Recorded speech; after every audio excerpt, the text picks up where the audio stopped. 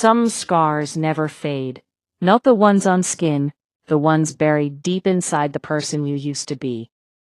The version of you who believed the person sleeping beside you would never become your greatest fear. I learned that on a freezing November night, when rain slammed against the apartment windows so hard it sounded like the world was breaking apart. And then my husband hit me harder. Have you ever realized in a single second that your entire life was a lie? Because that was the moment mine shattered. My name is Elena Brooks. 3 years earlier, I thought I had married the perfect man. Ryan Carter was charming, attentive, the kind of guy who remembered your coffee order and kissed your forehead in grocery store lines. I worked as a pediatric nurse in Seattle, pulling long shifts and saving every dollar I could. Ryan always said we were building a future together. I believed him. That was my first mistake. The truth is, abuse never starts with bruises. It starts quietly. A sarcastic comment, a little control, a complaint about your friends. Then, suddenly you realize you haven't spoken to half the people you love in months, because he doesn't like them. Ryan controlled everything slowly, like poison dripping into water, especially money. Every paycheck I deposited somehow disappeared faster than it should have. Every time I questioned him, he had another excuse, another story, another reason I should trust him. That Tuesday night, I finally asked to see our bank statements. That's all I asked. One simple question. Ryan stared at me with this terrifying calmness that was worse than screaming. "You think I'm stealing from you?" he asked quietly. I tried to stay calm. I said I only wanted transparency. Then he kicked the cabinet beside my head so violently the sound exploded through the kitchen. I stumbled backward, slammed into the counter, and crashed onto the floor.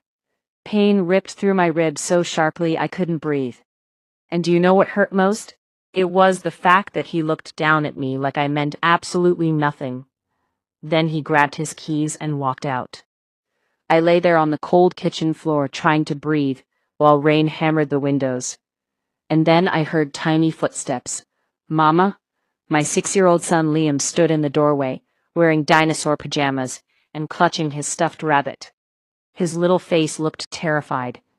I forced a smile and whispered, "I slipped, baby." But children know. They always know. He sat beside me quietly and leaned against my shoulder. Then, after a minute, he reached into his pajama pocket and pulled out my phone. "Call Grandpa," he whispered. I still remember the way my chest broke hearing that, because my son already knew who made us feel safe. My father, Daniel Brooks, lived in Portland, retired history teacher, tomato garden in the backyard, old pickup truck, the kind of man who called every Sunday without fail, just to ask if I'd eaten dinner. Ryan hated him, said he was too involved. Over time, I stopped answering Dad's calls around Ryan. I started calling him secretly from hospital parking lots. That night, shaking on the kitchen floor, I finally dialed his number. He answered instantly. I could barely speak. "Dad." There was silence for 1 second before he asked, "What's the address, sweetheart?" No questions, no judgment, just action. He drove nearly 3 hours through a storm and reached Seattle before 1 in the morning.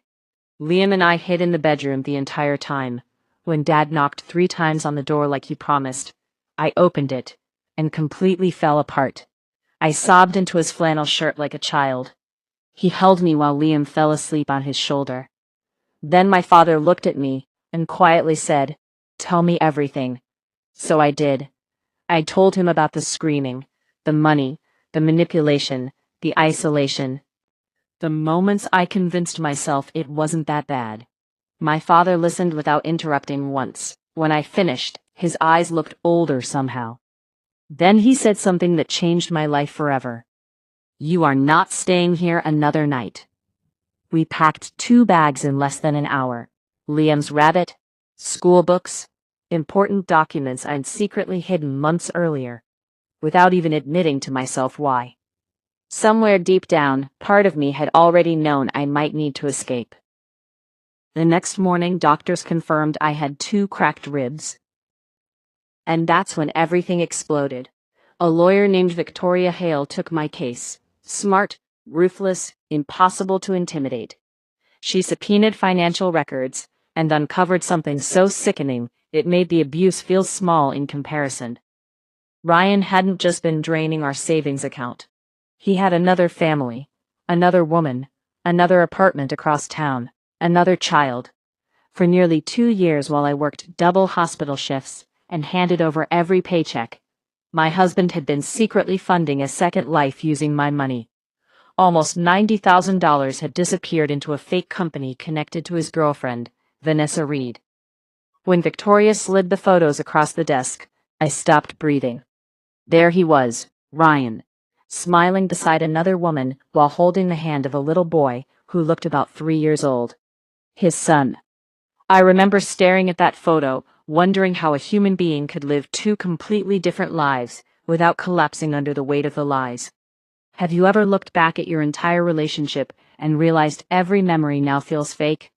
Every smile, every I love you. Because that's what betrayal does. It rewrites your entire past. That was the moment I stopped being afraid of him. Court became war. Ryan suddenly transformed into the loving husband, victimized by his unstable wife. He claimed I kidnapped Liam, claimed I was emotionally unstable from work stress, claimed I manipulated evidence. But truth leaves a trail. Text messages, recorded phone calls, financial transfers. Every lie eventually collided with proof, and the judge saw all of it.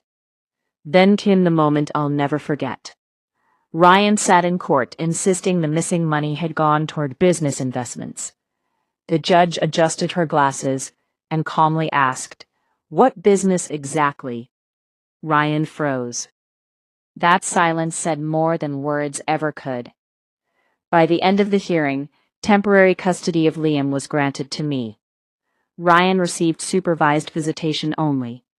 The financial investigation expanded. And suddenly the man who once controlled every room he walked into looked terrified for the first time in his life. But the biggest twist came weeks later. Vanessa, the girlfriend, turned on him. She admitted everything.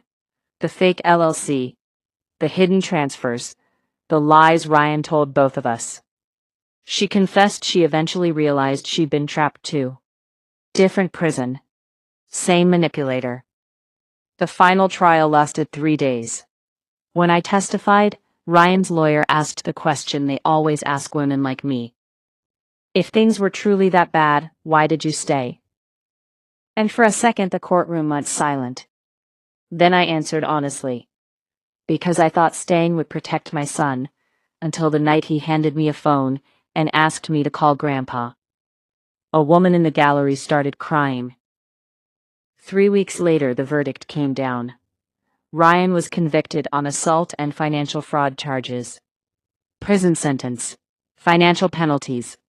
Everything collapsed around him exactly the way he once made my life collapse around me.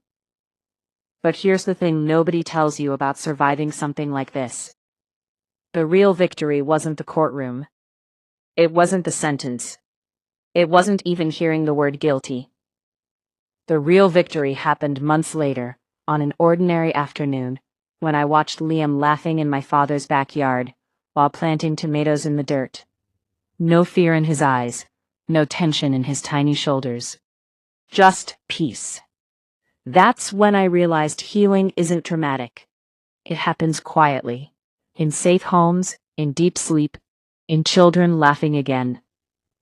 Today, Liam is 8 years old, loud, happy, obsessed with dinosaurs and volcanoes. I work full-time at a children's hospital in Portland, and twice a month, I help lead support groups for women escaping abusive relationships. And every time I sit in those circles, I tell them the same thing my son unknowingly taught me that night. Asking for help is not weakness. It's survival. So if you're listening to this while hiding pain behind closed doors, if you're making excuses for someone who keeps breaking you piece by piece, please hear me carefully. Love should never require fear. And silence never saves you.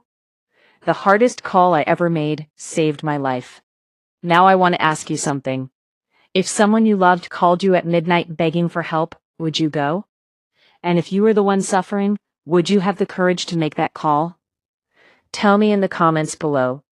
Your story could be the reason someone else finally chooses to save themselves too.